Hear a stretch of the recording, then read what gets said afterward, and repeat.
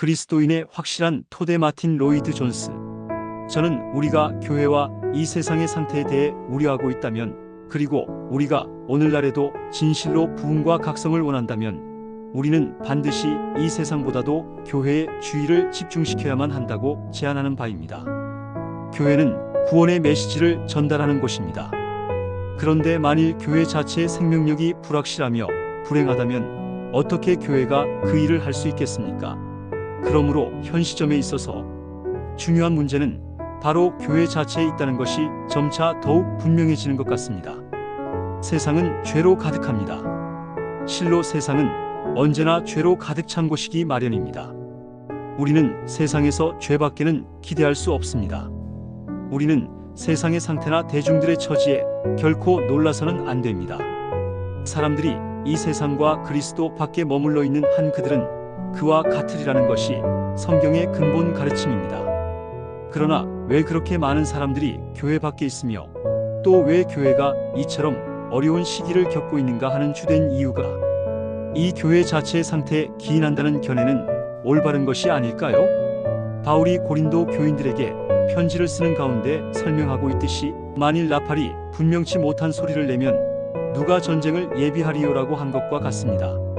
만일 우리가 우리의 처지에 대하여 분명한 태도를 취하지 않는다면 어떻게 이 세상에 대항할 수 있겠으며 어두운 세상이 우리를 보고 죄를 깨달을 수 있겠습니까?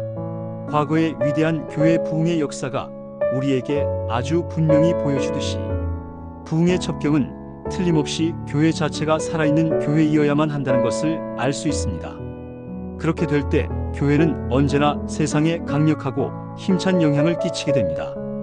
바로 이것이 이 서신의 목적입니다. 즉, 그리스도인들에게 자신의 위치를 확실히 깨닫게 해주는 것입니다. 이렇게 될 때 교회는 세상에 강력한 영향을 줄 수 있게 되는 것입니다. 이것이 부흥의 시기에 항상 볼 수 있었던 교회의 모습입니다. 여러분은 베드로가 어떻게 이 첫 장의 한 구절 안에 그것을 나타내고 있는지 알 수 있습니다. 그는 너희 부르심과 택하심을 굳게 할 필요가 있다고 말합니다. 이것이 바로 우리가 주의를 집중해야 할 일입니다. 먼저 사도는 우리가 믿고 있는 바가 무엇인지를 확실히 해야 한다고 말합니다. 그들은 자신의 믿음의 근거와 기초를 아주 확실히 해야만 합니다. 그 다음에는 그것에 덧붙여야 하고 그 안에서 자라가야 합니다.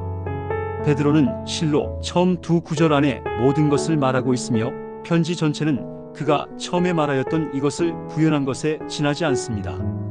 두 가지 요점은 다음과 같습니다. 즉, 여러분은 여러분이 무엇을 소유하고 있는지를 반드시 알고 그 다음에는 그것에 덧붙여 증가시켜야만 한다는 것입니다. 우리는 먼저 우리의 시작과 토대를 확실히 하고 그 다음에는 계속하여 그것에 덧붙여 나갑니다. 우리는 우리가 시작할 때 지녔던 믿음 안에서 계속 나아갑니다. 우리는 시작할 때 확실한 것을 끝까지 견고히 잡아야 합니다.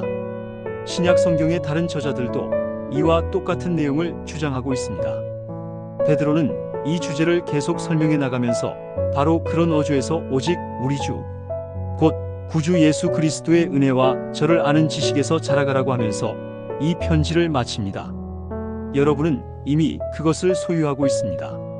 그러므로 여러분은 그 안에서 계속하며 자라가야 합니다. 이 말씀은 오늘날의 우리에게도 확실하게 적용됩니다. 우리가 해야 할 첫 번째 일은 토대를 확실히 하는 것입니다. 우리는 이 점을 상세히 논하기 위하여 지체할 필요는 없습니다. 우리는 모두 지난 100년 동안 사상과 종교의 영역에서 일어났던 여러 가지 운동의 주요 결과는 이 토대의 의문을 표하는 것이었음을 인정해야 합니다. 교회 안에 있는 문제는 여전히 토대의 문제입니다. 큰 연합을 이루고 초교파적인 큰 교회를 소유하는 것은 훌륭하고 선한 일이며 이렇게 되면 전 세계에 대항하게 될 많은 사람들의 단체가 되리라고 우리를 설득하는 사람들이 있습니다. 그러나 문제는 이 커다란 초교파적 연합운동이 주장하는 것은 무엇입니까? 그러한 교회가 믿는 것은 무엇입니까? 그러한 교회의 토대는 무엇입니까? 우리는 수에 대해 주된 관심을 가지면 안 됩니다.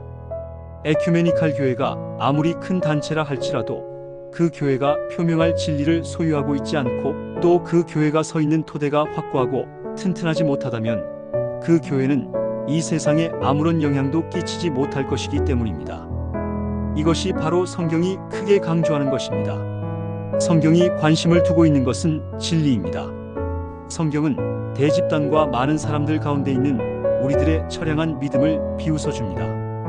남은 자의 교리를 가르치는 일과 어떤 한 사람이 참된 그리스도인일 때 그가 무엇을 할 수 있는가를 보여주는 일이 점차 사라지고 있는 것 같습니다.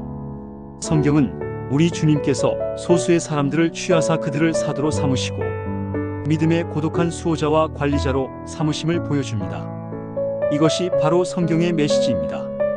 수가 아니라 하나님의 이 진리, 이 토대, 이 믿음이 강조됩니다. 그러므로 저는 이 시점에서 우리가 주의를 집중하고 더욱 확실히 해야 할 것은 바로 이것임을 제안합니다. 우리는 반드시 자신이 어디에 서 있으며 누구를 믿는가를 정확하게 알아야 합니다.